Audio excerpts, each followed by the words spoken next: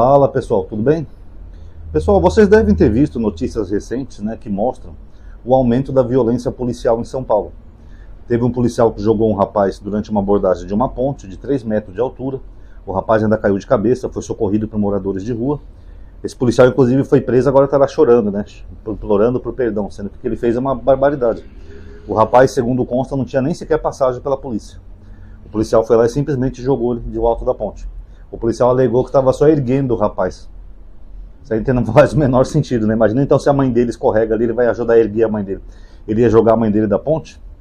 Teve também uma senhora aqui em Barueri, que ela foi agredida durante uma abordagem policial. Os policiais chegaram a machucar a testa dela, que ficou sangrando. Teve também um policial que estava fazendo serviço de segurança, que um rapaz pegou 3 sabões em pó, roubou de uma loja. O policial já saiu e deu 11 tiros no rapaz. 11 tiros para pegar um ladrãozinho, um noinha, sendo que o rapaz é até miudinho, o cara é grandão. O policial podia ter só segurado ele, dado uns tapas, chamado uma viatura, que seria o correto. Até porque isso é quase um crime famélico, Roubar pequenas coisas não é considerado nem crime na legislação brasileira. Teve um caso também recente de um policial que atirou num garoto de 4 anos, e como se não bastasse a maldade, ainda foram no enterro para intimidar os familiares. Também tentaram intimidar o pessoal lá do rapaz da ponte, que foi um grupo armado lá no local, sabe lá para quê? Acho que é para intimidar, para ninguém falar nada, ficar de boca fechada. Enfim, são vários casos que têm pipocado recentemente aqui em São Paulo de violência policial. A violência policial, ela não é exclusiva de São Paulo, tá? Primeiro, para deixar bem claro, a Bahia parece que bate recordes, de violência policial e letalidade. Por exemplo, nessa mesma semana, em Pernambuco, um policial pegou uma corrida com um motoboy, o motoboy levou ele na casa dele, o policial não quis pagar R$7 e o policial atirou no rapaz e matou ele a queima-roupa. Tanto que ele estava sendo linchado, quando ele foi levado pelos policiais. A polícia que protegeu ele. Mas você vê que absurdo, matar um jovem, trabalhador, que não é vagabundo, não é bandido, não é nada, só porque você não quer pagar uma conta de R$7. R$7 é dinheiro de pinga, gente. Sinceramente, mal dá para pinga R$7, para ser bem honesto. Você vai tirar a vida de uma pessoa inocente por isso? Então a polícia sempre teve um lado violento, a polícia militar. É por isso que a esquerda sempre bateu naquela tecla da desmilitarização da polícia, que a direita não entende. Quando você fala em desmilitarizar a polícia, a direita entende que é acabar com a polícia militar. Eles fazem até memes, falando assim, então quando você for assaltado, chama o Batman, kkkk. Não é isso que a esquerda prega, pessoal. A esquerda não quer o fim da polícia militar, eles querem a desmilitarização. Por quê? Porque, primeiro, o Brasil é um dos poucos países que tem 2 polícias. Uma polícia civil, que é mais investigativa, e uma polícia militar, que é mais combativa. A polícia militar, ela surge, como nós conhecemos hoje, na época da ditadura militar. Tudo bem que a sua origem é mais antiga, remonta lá a Dom João VI e tal, mas ela se torna militar, e do jeito que nós conhecemos hoje, na época da ditadura. Porque como houve uma ditadura no Brasil, os militares não queriam que os civis protestassem, fizessem protesto nas ruas contra a ditadura, pedindo democracia, essas coisas. Então eles criaram uma polícia que é mais combativa na prática, para combater essas pessoas. Sendo que o lema da polícia militar é para servir e proteger. É assim que a gente entende, Só que na prática a polícia militar, ela não tem servido para servir e proteger. Ela tem uma mentalidade mais de combater. Você pode ver que eles usam táticas que parecem uma guerra. Por exemplo, o cara vai subir o morro com a polícia, eles vão lá com colete, com escudo, com granada, com fuzil, com não sei o quê. Parece uma guerra, Então isso é uma polícia que é militar, é como se fosse um exército militar, só que policial. Tá? Não que não seja bom nessas áreas onde tem mais perigo, realmente. Nós temos que admitir que a violência cresceu muito em alguns lugares do Brasil, principalmente em algumas comunidades que a polícia não tem nem sequer acesso, que é perigoso até para a polícia fazer uma operação. Aí realmente é necessário uma polícia mais combativa. Mas no resto da cidade, onde você não tem, por exemplo, milícias armadas, organizações armadas, vamos chamar assim, não teria necessidade de ter uma polícia tão combativa como essa.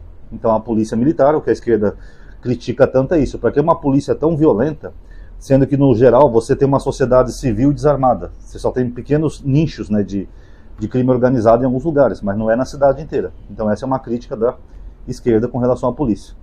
E a diferença, pessoal, que está acontecendo agora é que a Polícia Militar de São Paulo, ela sempre foi considerada uma das melhores do Brasil.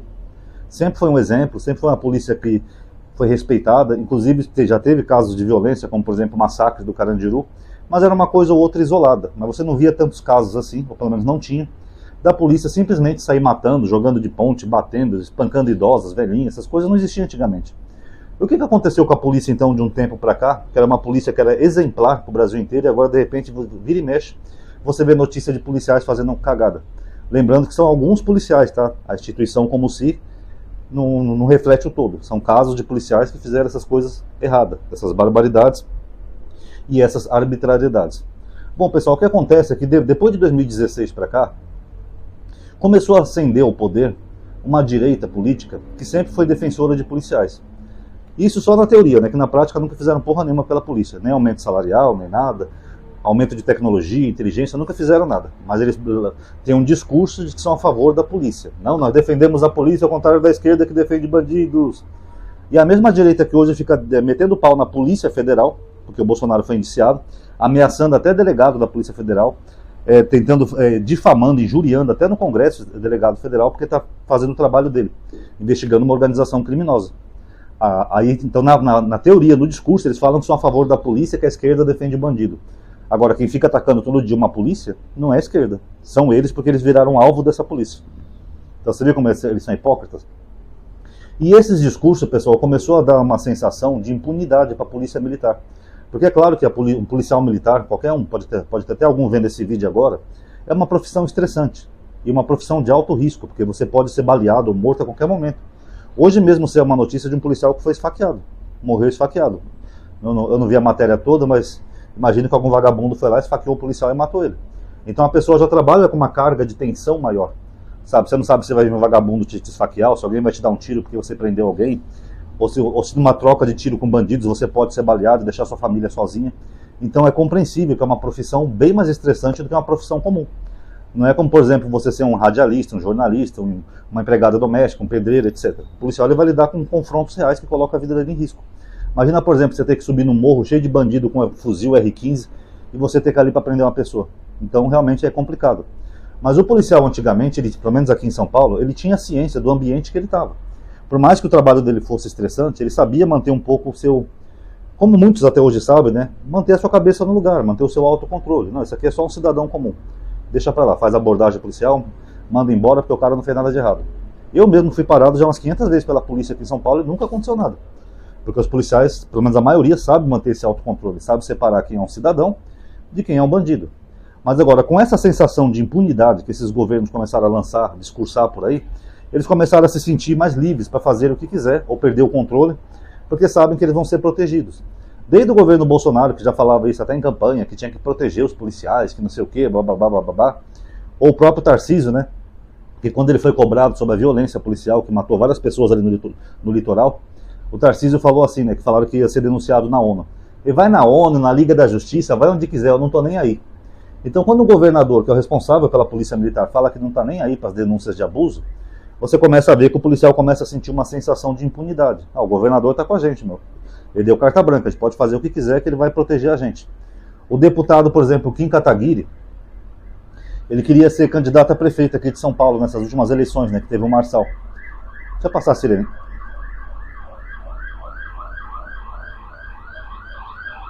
Tá vendo? Falando na polícia, a polícia aparece. Então o Kim Kataguiri ele queria ser candidato, né? Ele não pôde porque o União Brasil não deixou.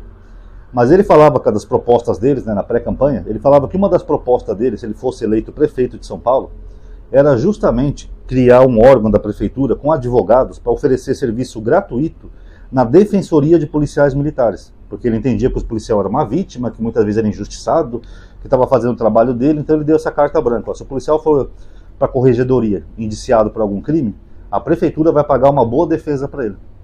Porra! Aí o policial já se sente todo protegido, né? Tá vendo? Se eu matar alguém ou jogar alguém da ponte, eu vou ter já um advogado gratuito, bom advogado, fornecido pela prefeitura, para eu poder fazer o que eu quiser. Não vai dar nada, vou ser solto. Então esse tipo de discurso dessa direita, Tarcísio, Bolsonaro, Kim, MBL, etc., é que aumenta a sensação de impunidade.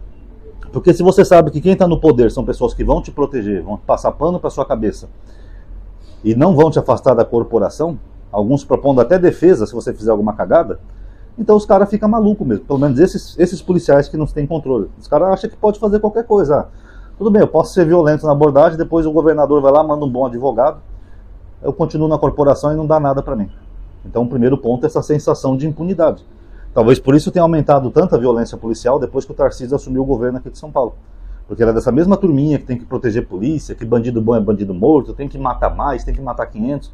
Esses discursos que a sociedade gosta, discursos demagogos.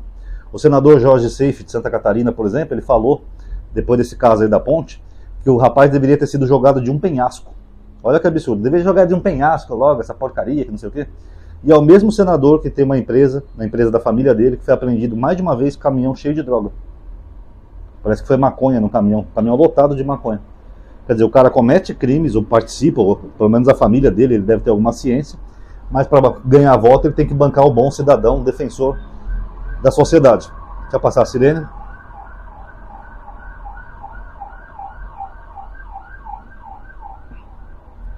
E outro fator, pessoal, que na minha opinião pode ter sido também algo que somou nesse aumento de letalidade policial em São Paulo, lembrando que não é todos, tá, alguns policiais, é essa coisa estranha da Polícia de São Paulo ser obrigada a participar de cultos da Universal.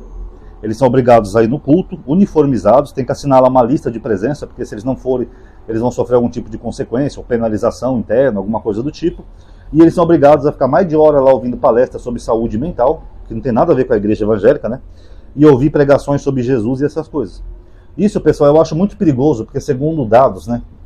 Quando você mistura religião com um aparato militar, você está criando um grupo fanático. Isso é muito perigoso. Porque, por exemplo, você vai estar induzindo na cabeça daqueles policiais coisas que muitas vezes o policial nem sequer acredita. Tem um policial até que processou a polícia militar aqui de São Paulo, porque ele é católico e ele é obrigado a ir em culto da Universal. E o que é perigoso nisso, pessoal? O perigoso é que a igreja, ela cria muitos inimigos que não existem na sociedade. A igreja, principalmente a Igreja Universal, que é famosa por isso, a Igreja Universal é tão ruim que nem as outras igrejas evangélicas reconhecem a Igreja Universal como igreja, pra vocês terem uma ideia. Se um cara sai da Universal e vai, por exemplo, para uma igreja batista, ele tem que se batizar de novo. Porque a Igreja Universal é uma igreja sincrética, eles misturam espiritismo, umbanda, judaísmo, cristianismo, eles fazem aquela salada mista, né? E a igreja que tem o partido do Tarcísio, né, para republicanos. Eles têm um projeto de poder, né? É isso que nós chamamos de teologia do domínio. Eles não querem só ser uma igreja grande, eles querem também dominar o poder. Por isso que eles lançaram um partido, apesar da igreja não gostar que fale isso, mas os principais líderes do partido são da Universal, são bispos da Universal, e lançam esses nomes, como Marcelo Crivella, acho que é Marcelo Crivella, que é o cunhado lá do Edir Macedo, e agora o Tarcísio aqui em São Paulo, obrigando a polícia a ir no culto da Universal.